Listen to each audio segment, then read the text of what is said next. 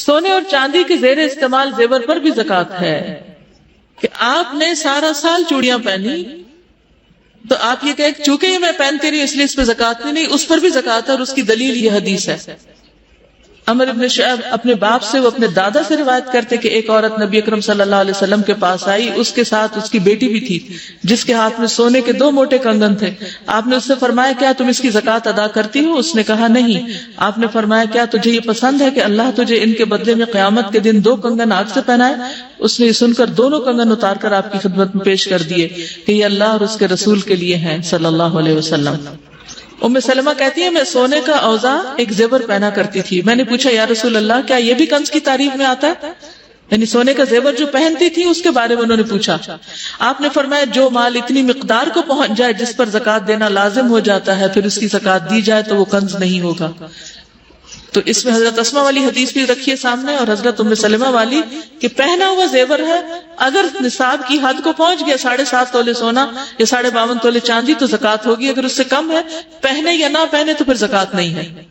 زکات کے لیے ملکیت ہونا ضروری ہے، ٹھیک ہے، ملکیت ضروری ہے، اور ملکیت میں اگر وقتی طور پر آپ ڈس اون کر دیے جائیں تو آپ کی زکات بھی ختم ہو جائے گی، لیکن اگر آپ کو دوبارہ مالک بنا دیا جائے تو دوبارہ زکات شروع ہو جائے گی، اور اس دن سے ہوگی جس دن آپ کو دوبارہ مالک بنایا گیا، ٹھیک ہے۔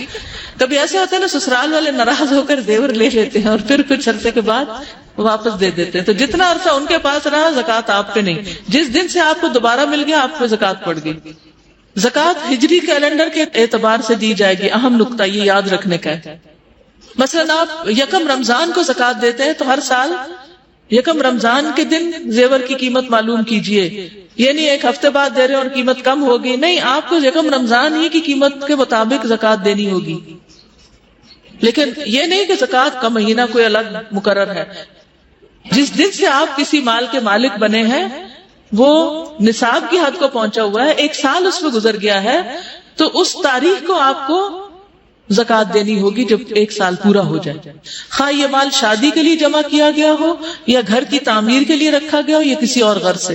مثلا آپ پیسے جمع کر رہے ہیں بینک میں رکھے ہوئے کہ مثلا 1 کروڑ جمع ہو جائے تو پھر آپ مکان بنائیں گے تو ہر سال اس کروڑ پر زکات آئے گی جب تک آپ اس کا مکان بنا نہیں لیتے۔ زکات سونا یا سونے کی قیمت دونوں صورتوں میں ادا کرنا جائز ہے، چاہے گولڈ میں سے گولڈ نکال دیں یا اس کی قیمت دے دیں۔ سونے کی قیمت کا اندازہ موجودہ بھاؤ کے مطابق لگا کر زکات دینی چاہیے، نہیں مثلاً 1 سال پہلے آپ نے 40,000 تولہ کے حساب سے زیور خریدا، جب سال گزرا تو وہ 60,000 کا ہو گیا، اب زکات کس حساب سے دینی ہوگی؟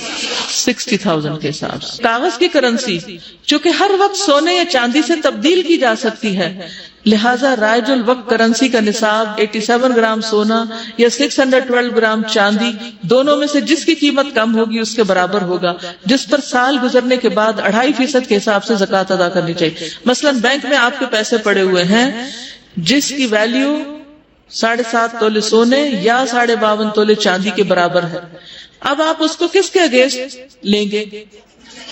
چاندی آج کل سستی ہے تو چاندی کے اگینسٹ جس کی قیمت کم ہوگی۔ نصاب سے کم سونا، نصاب سے کم چاندی کو ملا کر زکات ادا کرنا، یعنی 2 چیزوں کو ملا کر زکات ادا کرنا سنت سے ثابت نہیں۔ یعنی مثلا آپ کے پاس 7.5 تولے کی بجائے صرف 7 تولے زیور ہے، کیا زکات ہے؟ نہیں۔ اچھا، اب آدھا تولہ کم ہے، زکات نہیں، لیکن آپ کے پاس کچھ چاندی کی انگوٹھیاں ہیں جن کی قیمت آدھے تولے کے برابر بنتی ہے، تو کیا آپ اس 7 کو 7.5 بنانے کے لیے چاندی ڈال کے زکات دیں گے؟ شاباش، صحیح سمجھا، نہیں، کیونکہ الگ الگ نصاب ہے ہر ایک کا۔ دیکھیے 3 سچویشنز ہیں، آپ کے پاس سونا ہے اور روپیہ ہے، چاندی کوئی نہیں، جو اکثر عام طور پہ نہیں ہوتی۔ آپ کے پاس سونا نہیں ہے، صرف چاندی ہے اور روپیہ پیسہ۔ آپ کے پاس سونا اور چاندی ہے، روپیہ پیسہ نہیں ہے، تو اس ساری صورتیں مختلف ہو جائیں گی۔ اب مجھے یہ بتائیے کہ اگر آپ کے پاس سونا ہے اور وہ 7.5 تولے ہے تو اسٹریٹ فارورڈ حساب ہے، نصاب کے مطابق آپ زکات دے دیں گے۔ اگر آپ کے پاس سونا بھی ہے اور مزید پیسے بھی ہیں تو پھر کیا کریں گے؟ ان کو بھی سونے کے بھاؤ پر لے آئیں گے، یعنی اس کا بھی سونا بنا لیں گے ایک طرح سے. یا کیا کریں گے، سونے کی قیمت نکال کے، ٹھیک ہے، اگر 50,000 پر تولہ قیمت ہے تو 7 تولے کی کتنی ہوگی، اور 7.5 تولے کی کتنی ہوگی، 3.25 لاکھ، ٹھیک ہے. اور 25,000 روپے آپ کے پاس پڑے ہوئے ہیں تو آپ وہ بھی اس میں ایڈ کر لیں گے تو کتنے ہو جائیں گے کل قابل زکوٰۃ قیمت 4 لاکھ ہو جائے گی. سمجھ آ گئی. دوسری صورت، سونا کوئی نہیں، چاندی ہے. چاندی آپ کے پاس 52.5 تولے ہے، مثلا 720 روپے تولہ ہے، تو 52.5 تولے کی قیمت 37,800 بنتی، ٹھیک ہے، 37,800. اور اس کے علاوہ آپ کے پاس 40,000 بینک میں ویسے بھی رکھا ہوا ہے. اب آپ دونوں کو کیا کریں گے، ملائیں گے، اور پھر اس کے اوپر کتنے % زکوٰۃ دیں گے، 2.5 یا 40واں حصہ، یعنی 40th پارٹ آف اٹ. ٹھیک. اچھا، اب ایک اور صورت یہ ہے، 7 تولے سونا ہے، 52.5 تولے چاندی ہے، اور روپیہ پیسہ ہے.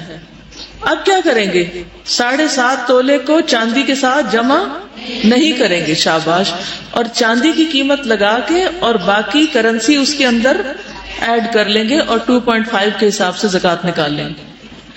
آپ کے پاس چاندی کوئی نہیں، سونا ہے 7 تولے، اور اس کے علاوہ آپ کے پاس کچھ کرنسی ہے جو مل کے 10 تولے کے برابر بن جاتی ہے سب کچھ. تو اب کیا کریں گے، سونے کی قیمت نکال لیں گے، اس کرنسی کی قیمت دونوں کو جمع کر لیں گے، اور ان کے اوپر کتنے %، 2.5% زکوٰۃ نکال لیں گے. ٹھیک ہے، اب سمجھ آ گئے. ان کا سوال ہے 2 تولے سونا ہے، 2 لاکھ روپے ہے، زکوٰۃ آئے گی کہ نہیں آئے گی؟ آئے گی. کیوں آئے گی؟ کیونکہ وہ 52.5 تولے چاندی کی قیمت سے زیادہ پیسے رکھے ہوئے آپ کے پاس. ٹھیک ہے، اصول یہ ہے کہ دونوں دھاتوں میں سے جس کی قیمت کم ہو اس کے مطابق نصاب لیا جاتا ہے.